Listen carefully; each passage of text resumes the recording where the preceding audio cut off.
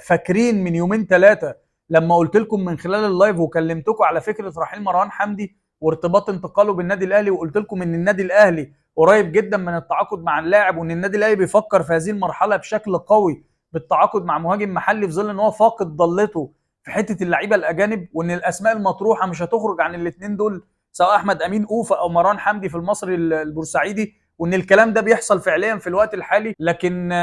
رغم قناعه النادي الاهلي ومجلس ادارته ولجنه تعاقداته ولجنه تخطيطه باحمد امين اوفا، الا ان كولر مصمم على مروان حمدي من السنه اللي فاتت، وهو مقتنع ان هو احسن مهاجم في الدوري المصري بالنسبه للعيبه المحليه. لكن الكلام ده والديل ده مش هيتم بسهوله زي ما الناس متخيله، لان ما زال العلاقات ما بين المصري والاهلي فيها حساسيه كبيره، ففي سيناريو وفي خطه كده بتتعمل للحصول على خدمات اللاعب. طيب السيناريو كالاتي: نادي سموحه هيخش طرف ثالث في الموضوع. ازاي الكلام ده؟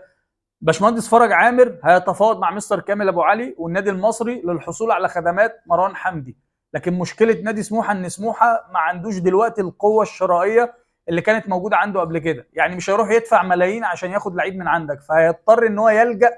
للصفقات التبادليه، يدي لك حسام حسن عبد البديع اللي هو مش مستفيد منه السنه دي وارقامه مش احسن حاجه وفي مشاكل كده نوعا ما بالنسبه للجزء الفني، وبرضه على المستوى المادي حسام بياخد رقم كبير، تقريبا هو اعلى عقد في نادي سموحه في الوقت الحالي، وسموحه بيسعى ان هو ينزل بالبادجت بتاع اللعيبه، هو بيركز اكتر على البيزنس ان هو يجيب لعيب ويبيع، بيجيب بارقام قليله ويبيع بارقام كبيره، فبالتالي ياخد منك مروان حمدي اللي هو عليه العين والانديه كلها عاوزاه، بقى سيراميكا عاوزينه والبنك الاهلي عاوزينه والنهارده النادي الاهلي بيطلبه بشكل قوي، ويبيعه للنادي الاهلي، ومن هنا تبقى الاطراف كلها يعني استفادت بشكل كبير. النادي المصري استفاد ان هو مشى مروان حمدي في ظل ان استمراره اصبح مستحيل، وفي نفس الوقت جاب مهاجم برضه رغم ان ارقامه مش احسن حاجه، لكن برضه مهاجم امكانياته كويسه ولعيب دولي وصغير في السن ومش هيدفع فيه فلوس، يعني هيجيبه ببلاش. ومن الناحيه الثانيه سموحه خدوا منك بجنيه هيبيعوا للاهلي بجنيه ونص او ب2 جنيه، واستفاد ماديا بشكل رهيب في الكوبري اللي هو يعمله ده. وان من الناحيه الثانيه برضه النادي الاهلي خد اللعيب اللي هو عايزه بدون ما يخش في مفاوضات جاده